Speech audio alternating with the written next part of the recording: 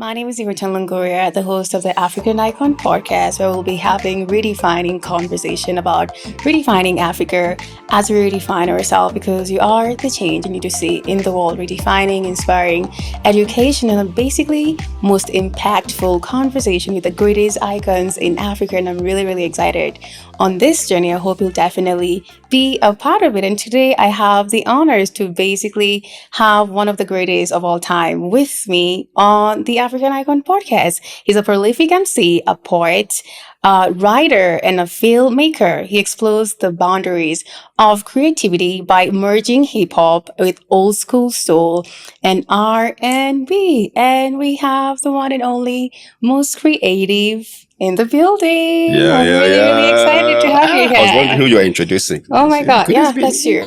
Definitely you. How are you Thank doing? you. I'm good. I'm very, very honored to be here. Thank you so much for having me. It's Absolutely. great to be here. Thank you for basically taking the time for being here. Thank you. And I'm really sure. excited that you'll definitely share your journey about how you're really passionate about hip hop and how people definitely be delved into your journey, because you're really, really doing amazing. Thank you. I wouldn't even start saying it. I want you to actually tell people about it. Okay, So okay. let's talk about how all this started.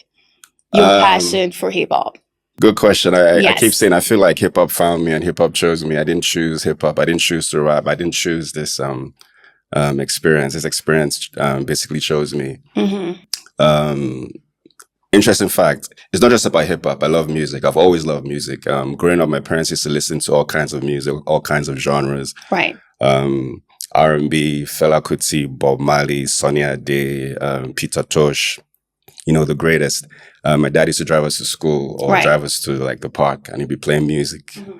And then there was one day my brother was playing this music. It wasn't jazz, it wasn't R&B. It was like spoken word over a beat. Right. I've never heard anyone do that before. It totally and completely fucking blew my mind. So I can say fuck, right? Okay, Absolutely. cool. You're good. So, totally blew my mind.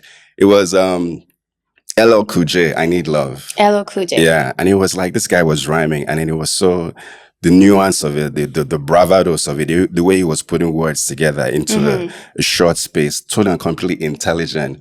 And then the journey continuing to like understand about, studying Tupac, studying B.I.G., so it really made me really see how powerful you can use words to really tell a very bold statement. NWA said, fuck the police, even before George Floyd, even before NSAS in Nigeria. The power of the medium of NWA to be able to cause that art form to create change within a community and space. So for me, that's why I, 100% love, the art form. Right. I feel it like it's the heaviest way to communicate, because rap, R-A-P, means rhythmically applied poetry. Repeat that again. Rap, R-A-P, which is hip hop, is rhythmically applied poetry. It's like it's words and poetry. And then to be able to use that beat to like express yourself, I think it's genius. So yeah, that's been my journey with hip hop. Amazing. Yeah. Did you really pursue it as a course, or what did you pursue? Oh, did I study? After that? What do I do for a living? Basically about the hip hop. Oh, did I pursue it? And did you literally like pursue it as a course because you literally heard about hip hop or how the rhythm goes when you're definitely in a car? Yeah, that's a very, very good question. Because I mean, I have it embedded in my skin of how much I love the art form and how much I love music. But it got to a point where I felt like rap had changed. I felt rap is like this guy who was going through a lot and now he's successful. Okay. Now, all he's talking about is how much money he's made and how much jewelry, not that it's bad. Okay. But I felt like the art form needed to be like, maintain that depth of how you can express yourself and cause change. One of the reasons why I started writing was I couldn't find anyone that I really, really liked to listen to. I mean, they're the greats. I'm a huge fan of Kendrick Lamar. I'm a huge fan of J. Cole. Fella. Fella is not hip hop. Okay, because you mentioned that you had Fella. No, Fella is Afrobeats, but hip hop specifically was to say I just didn't find anyone that resonated with me and what I wanted to hear. When I was growing up, my parents were divorced, and then Tupac was like my role model because there's a song. I'm going to go back to your question. Sure. There's a song he said called "Dear Mama."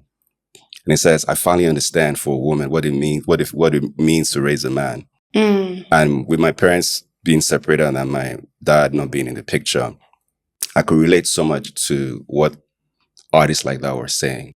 So it was a source of healing. It was healing. Right. It was therapeutic. I couldn't find, so I now started by just writing my own pain. I'm writing my own experiences. I'm writing, that's great. What I was going through or what I wanted to hear, whether it's political, whether it's about mental health, whether it's about my art form. Because I talk a lot about how much I love rap. Right. The album Hydrogen. You do. Yeah. Thank you. I have an album, Hydrogen Culture. There's volume 1, 2, 3, and 4. We're gonna do 4 albums in 4 years. Right. Or 3 albums in 3 years, and maybe the other one, if I don't lose my fucking mind, right. will come eventually. So it speaks to how much I love hip hop music, and that's what I write about. So recording and writing for the most creative, it just came as a passion for how much I love the art form, and then that's what I express all the time. Amazing. Yeah. You've mentioned something very clear right now about how hip hop has changed. Yeah. From the time you heard about the rhythm, hip hop. Yeah. Can you differentiate how it was then and how it is right now? Yeah. And how you're trying to redefine it? Yeah, good question. Yes. There's a song by Ice Cube that says, today was a good day. Okay. It tells the story of a 16-year-old African-American male leaving his house, going to having breakfast with his family, leaving his house, going to play basketball with his friends, and having dinner with a girl, and then coming back home alive. That it's a miracle to do that because of police brutality, because of how the system is, and how they keep putting black and brown kids in prison. Right. So that was a very, very powerful message. So you don't see so much of that anymore. Now it's a lot of mumble rap in the media, maybe. Say in that the again? media? No, now in terms of hip hop, my experience, you don't see so much of that. It's like hum in the hand in the hand. I don't even know what this motherfuckers are saying. Right. So I feel it's changed. Not that it's bad. I'm a huge fan of music. I still love the art form, but I feel now there's no stronger message anymore. I feel there are very few artists that do that. Everybody is making music, which is good and is great, but everybody is making music to make money. You're making music for the clubs. You're making music that, would give you some sort of monetary gain primarily, or what sells, what's going to be hot. People don't even really sit down to write anymore. People just make a tune and they just say anything, and then it's bubbly, and then it sells. People just trying to sell. They do not sell records, but just people that's trying to have streams, really. Right. Yeah. Do you think that maybe they're there, but they're not being streamlined on the media? Cool. I think like you really, really sit down and search. Yeah. They're like you're like a conscious artist. Thank you. Like a hip hop rapper, very conscious. Thank and you. if you listen to his music, guys, it's very inspiring, very educative. Thank you. It heals. It actually I'm not perfect. I still talk about but it's actually fact. More of his music actually reminds you of who you are as a person, and the fact that you should remember who you are. So there are people like that, honestly, who sing songs that basically redefine you as a person. But I feel like the media right now actually just showcases different kind of songs. So it has to be your choice. But we need more of conscious music. Thank you. We need more of that. Sure, please. Can I say something to your question? Yeah. I don't want to lose my train of thought. That's how I kept up interjecting. Something very interesting about hip hop music. I don't know why. Adele, Taylor Swift, as an example, Billie Eilish. Right. They don't have to be as over-sexualized as Cardi B, Megan Thee Stallion, and Nicki Minaj. And all of them are amazing artists. That is so true. In equality. But they don't have to twerk or if they wanted to, they could, which is cool. Yeah. It's totally completely Absolutely, fine. Yeah. But they don't need to do that to sell records. But there's an emphasis in rap for it, I feel. Maybe I'm wrong. There's an emphasis in rap to do that. There's so many restrictions in hip hop. You can have artists are 70, Guns N' Roses, they still touring in their Right. 70s. Rolling Stones still touring in their 70s. In rap, once you're over 30, you're too old to rap. What does that even mean? Right. You're too old to make music. You're too old to celebrate an art form. So that aspect of it, I don't know why. I don't understand why we put so many boxes in hip hop. Why we try to change why we try to restrict artistry only in hip hop. Right. You know, so there's that aspect of it has changed. There's that aspect of you want to put it in a box that nah. So for me, it's an interesting space and time now. Okay. You know, to do music, especially rap. And one thing I do is I don't even listen to anybody. I don't want to hear it. Not that it's bad. I don't want to hear a line or hear, oh, this is what everybody else is doing. Like, you know, I just create. I create because I want to like express myself. Okay. You know? But I mean, I don't know if that answers the question, but you know, hip hop is like totally and completely different from what it used to be. Not that it's bad. It's good for it to evolve and change. But I think that it's mightier and bigger than how people try and, you know, restrict it and put it in this like small cubicle. It was so heavy. The examples I had used in the 90s with NWA and Tupac and all these other artists. Tupac Shakur was known all around the world. He could have been the fucking president of the United States of America. Right. In my opinion. Right. You know, he was in prison and prison's like, what should we do? 26-year-old guy has such a powerful voice, like Huey Newton in the Black Panthers, for example. That same strand, or Martin Luther King and Malcolm X. And he was doing it through music. So why can't it be that great? Why should it only be limited to being in the club, for example, which is great. It's awesome. I'm not saying it's bad, but I feel it could be, it was bigger than it used to, than it is now, in my opinion. Yeah. That's really interesting. Do you think you're redefining hip hop right now? No, I don't think I'm redefining anything. Really? I think I'm just playing my part and expressing myself. You know, I think I'm just like, you know, just passionate. Or would you say no to that? With them, who am I? Who the fuck am I to do that? You are most creative. Thank you. Yeah. Thank you. I'm not a role model. I'm not a role model. I'm not perfect. I'm not even going to stand there and put anyone else down. But I do hope the music touches people like, and the idea really, honestly, maybe it answers your question. Okay.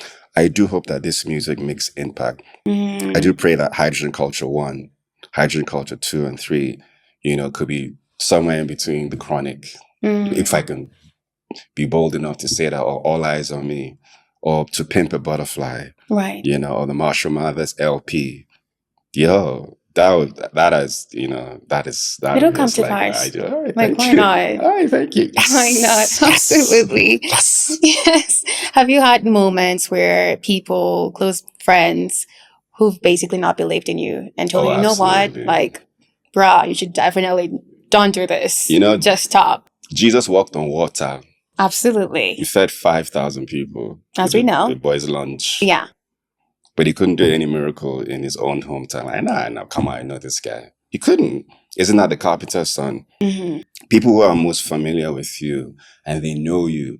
And then you want to like be, because if they see you, then you want to be your absolute self. Because obviously it's like a caterpillar becoming a butterfly. People don't recognize you anymore. What happened? How did you change? Right. But now you spread your wings and you're this beautiful thing. Like, no, we know you. You know, it's not that it's a bad thing. Like, no, we knew you as a caterpillar. Why are you a butterfly? Why the fuck are you a butterfly? How the fuck did you become a butterfly? Why would you be a butterfly? No, we know you. We had lunch and you were a caterpillar. Yeah. You went to my primary school, high school, and you were a caterpillar. Why the fuck are you flying around as a butterfly? Right. So it's not a bad thing. But it's because, I don't know, man. I don't know what their motives. Their motives could be people's motives. Sometimes it could be nefarious. It could be envy and jealousy. Sometimes just like, nah, just be where everyone else is. Let's just be there. Don't it makes them uncomfortable. Yes. You dare to dream. Joseph, you keep using references, biblical references, because it's very popular. Absolutely. Joseph, his own brothers are like, bruh, fuck you. And they put him in a pit. True. Because he told them how big his dreams, but bruh, do you know what I'm going to do? Do you know who I'm going to be? Right. And they're like, nah. Even his own brothers like, nah, because they're intimidated by that. And how much he believed it.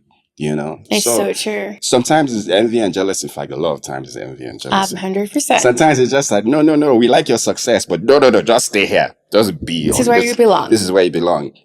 God forbid you are on a world stage with 20,000 people, or your let me use it in a ceremony, or you are your Grammy Awards, and they say, oh, this person, oh, you're going to get this recognition. Like, no, what? Everyone's like, no, no, no. Why? Why should he be the one? Absolutely. So it happened. Why should she be the one? Why should Ewoton have this sexy podcast? No, Come God on. forbid. Hey. You know, so Yes. it's just, it's human, you know, it's inbreeds. I don't know. It's just, I feel like people fear what's unfamiliar. Yeah. Yeah. People fear what's unfamiliar because they're used to the familiar things in life. So whatever is unfamiliar is so fearful to them. And also people transfer their insecurities to you. The fact that they know, I can't do this. You know, this is not possible for me. And then most creative come, they're like, yes, I'm doing this. Like you're literally doing it. It makes them feel some type of way. And the only thing they can do is just speak negativity and everything that can pull you down. Yeah, that's what they do have in them. Whether you succeed or fail, the mere fact that you have chosen to do it, you have put your all and everything into this dream that you have, this idea that you have, this nagging thing that keeps coming to you that you know you're supposed to do. Absolutely. Yes. I've stopped music like 5, 6, 7 times. Wow. But every time it keeps like, it's like was it the movie Godfather? It was Michael Corleone. He said, every time I leave, they keep pulling me back in. They keep pulling you back in. So every time it's like, but then for the mere fact that you've chosen to do it, you're pursuing it. You're pursuing and you're living your truth. You're pursuing and living your dream. You're pursuing and living the God-given ability. Absolutely. And talent and idea, and you're manifesting it. Not everybody's going to like it. That is true. Not everyone is going to be comfortable. Yeah, and that's okay. And it's fine, especially people who are unhappy and people who have chosen not to do it. Right. People have said to themselves, I'm not going to do it. I can't do it. And they listen to that nagging word. They make so many excuses. Right. Like, if only I was this. If Thank only you. If only I was this. If I had this. Exactly. Even if I was this tall. If only I was this short. If only my nose was this way. I'm like, or whatever. Everyone would. Those who keep making excuses, they don't like the outliers. It's so true. They're not comfortable with the outliers. That is so true. I always say that you could just do it with whatever you have. Yeah. Just do it. I don't care if you just have your phone or you're recording your song using your phone. I've heard people who came for an interview and they give these stories about, I used to record with my phone. I used to use my phone camera to just take a video of my, the visualizer. Yeah. Yes. And they're doing great right now. They said people are so hungry for more and they know there's actually more of them, because all the excuses, bruh, seriously. Yeah, please. Absolutely. What you're talking about people starting with bare minimum. There's this guy that was in a factory during COVID. Okay. And they laid a lot of people off because of COVID.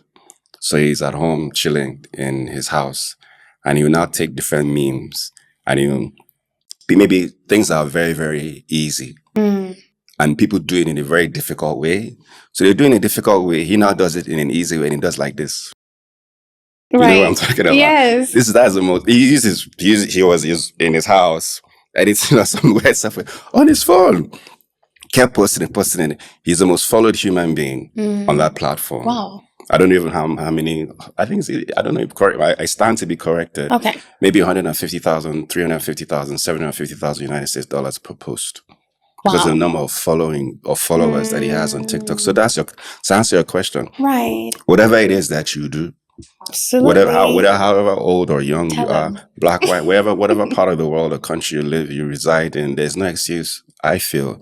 Even if you don't have 120 million. Thank you. The mere fact yes. that you are pursuing it, you're doing it actively. Because I feel every single one of us is born for something.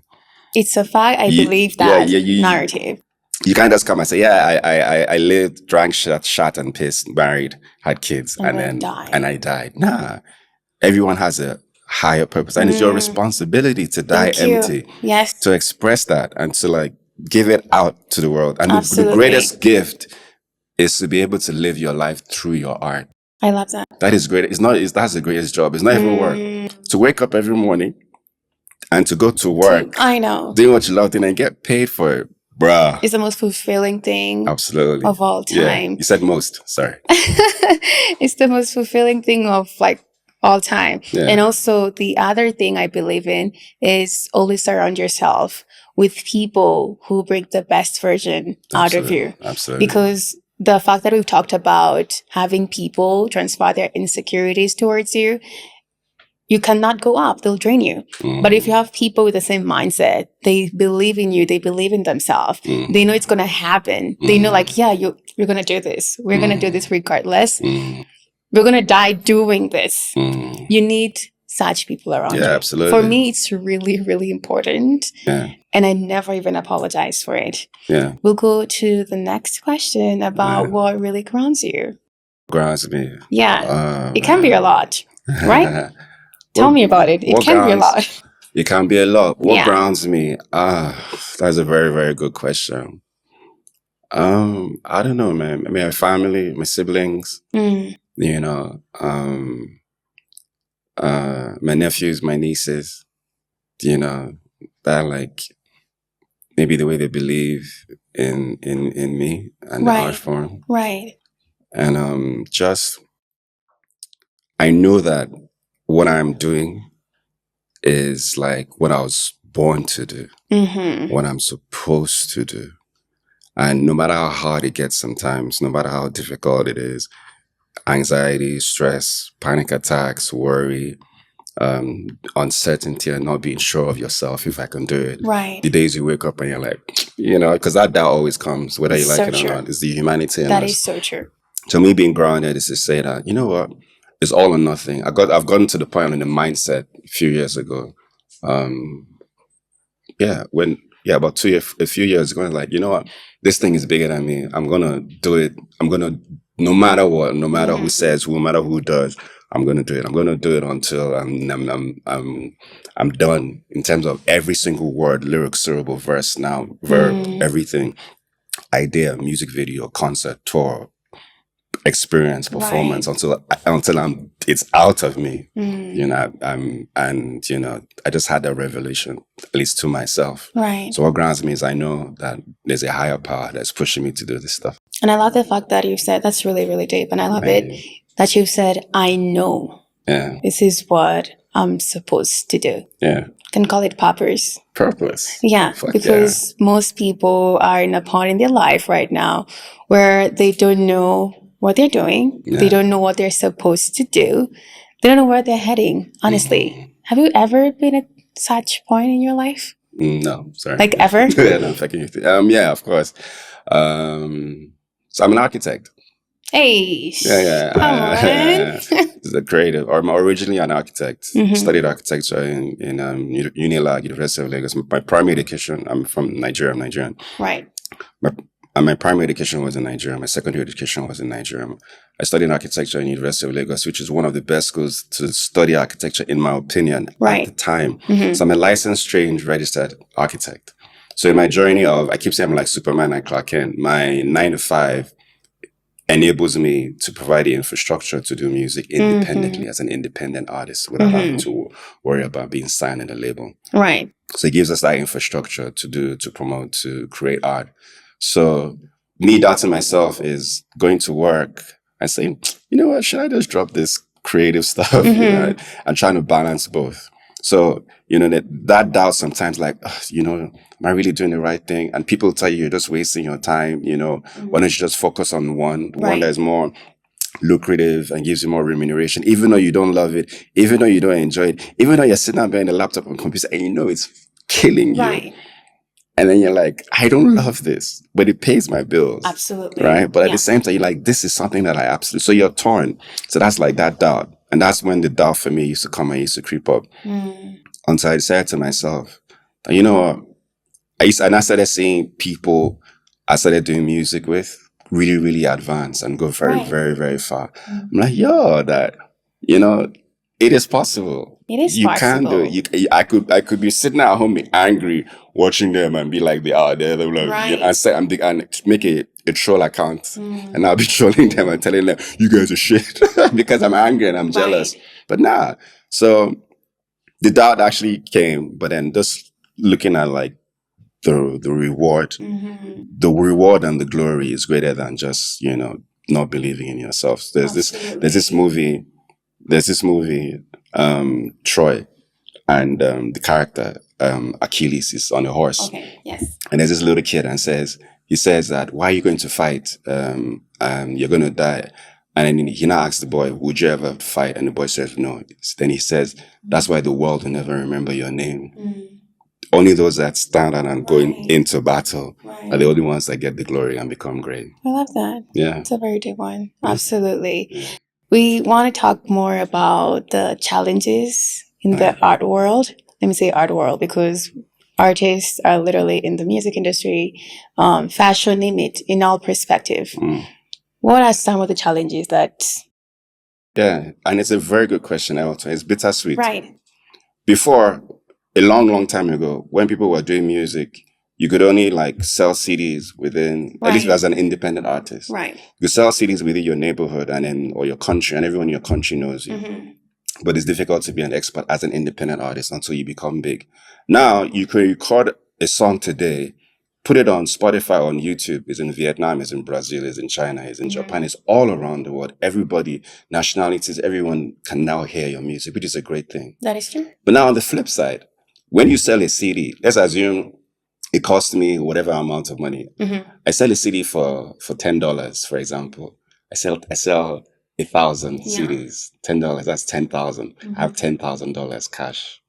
Now, if I have, for example, 10,000 streams, I don't even know how much Spotify will pay you. What I heard, I stand to be corrected. Okay. For 1 million streams, it's $4,000 for 1 million streams.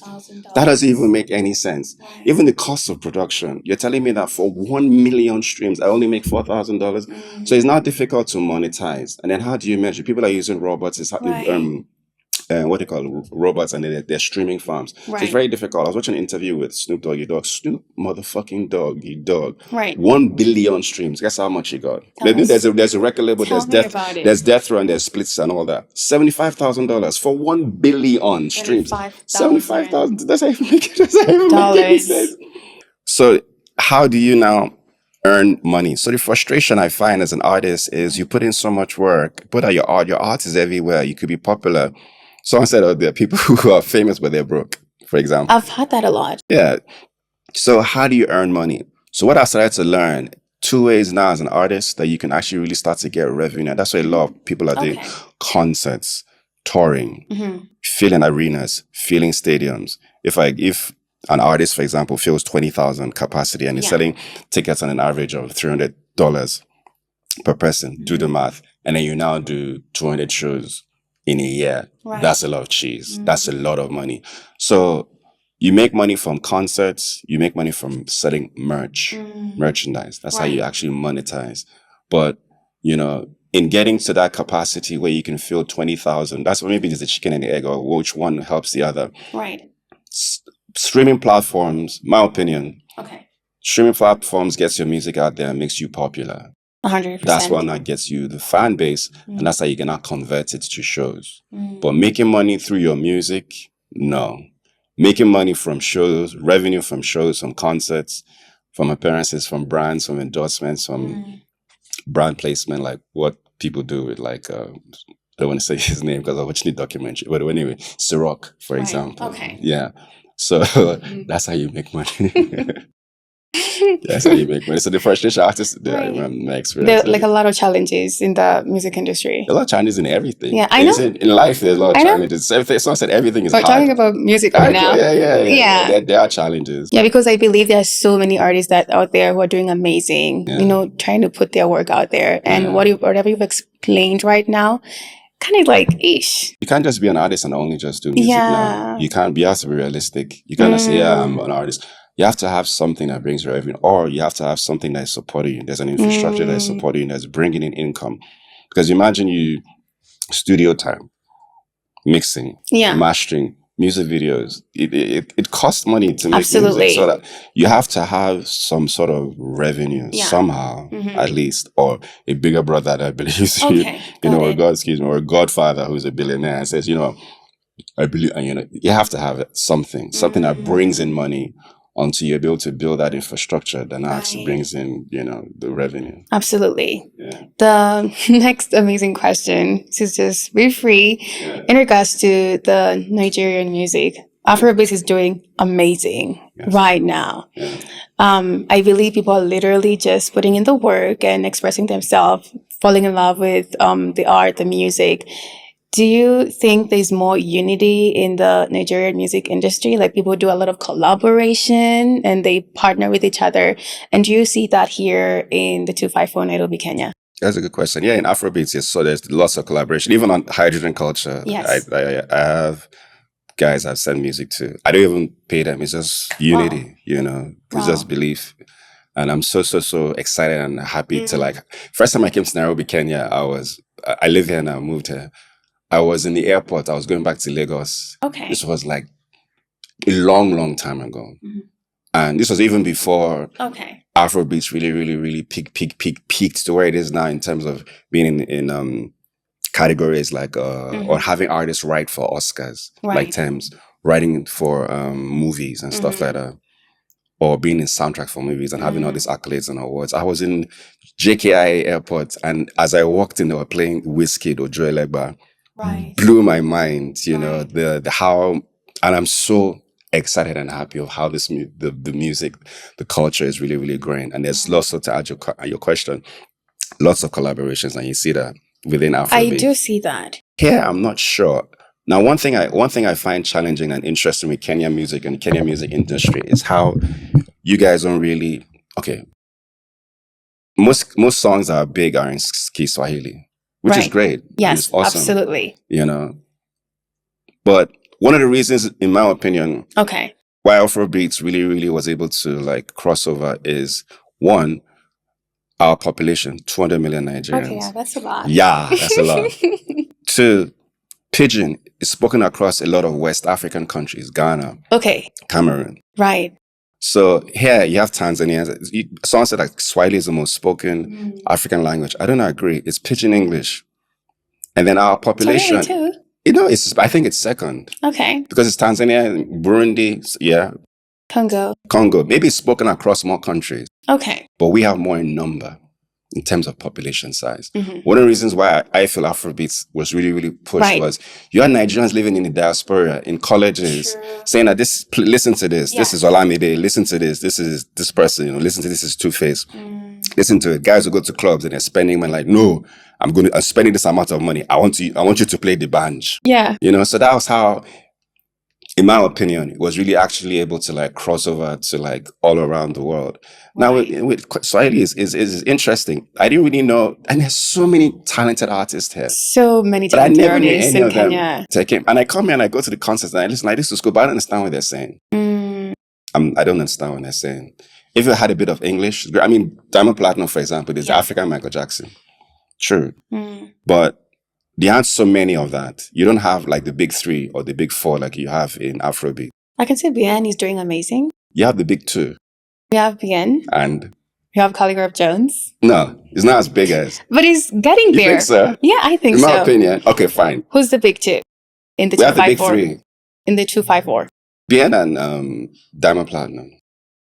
He's from Tanzania. No, sorry. Oh, in East Africa? You mean 254? Sorry, I'm saying in East Africa. Oh, East Africa. Yeah, in 254, the big two in 254 is Bien. Okay, you see in 254. Yes. You say Bien and Calligraph. In 254, Bien and Calligraph.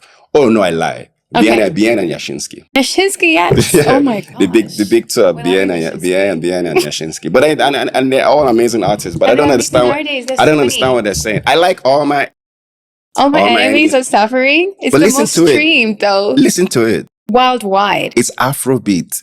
That is gospel church music. That's what we used to play. That progression. You will never. Is Afrobeat. Yeah. Even if it's actually in English. Even if most of it is in the chorus is in English. Yeah, for example. Yeah. So, you know, I feel like I don't know why. I feel eventually possibly we get there. You know, I love so many artists here. I don't want to say names. Absolutely. Or whatever, but there's so many artists that I love here. And I don't really see a lot of collaboration.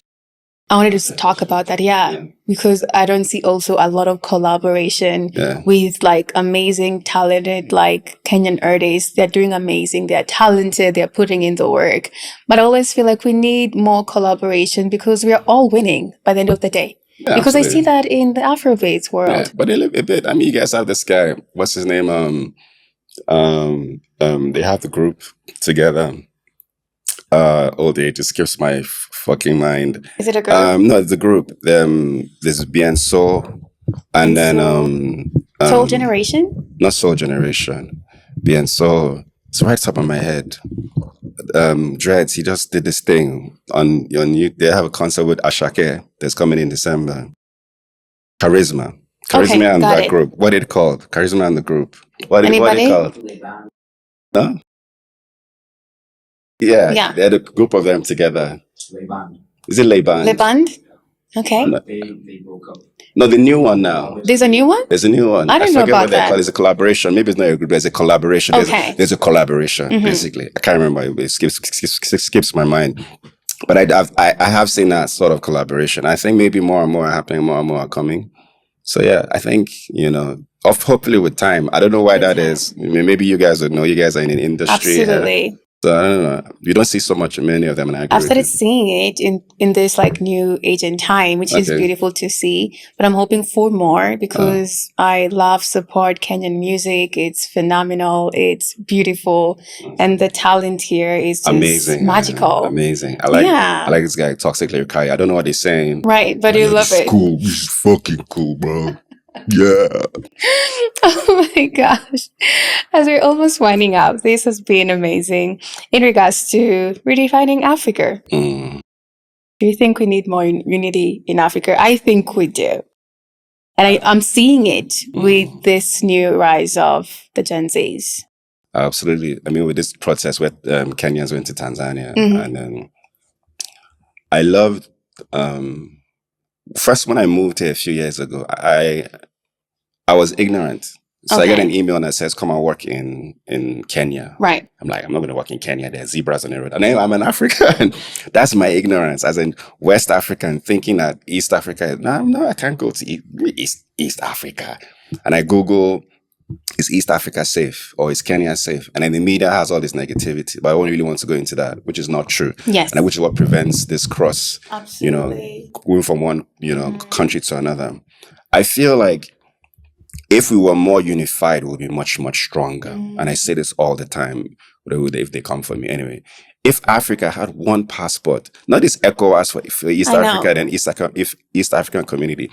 I know there's a thing now where you can come into Kenya without a visa, and that's like the first step for all Africans, I think, apart from some certain nationality. Right.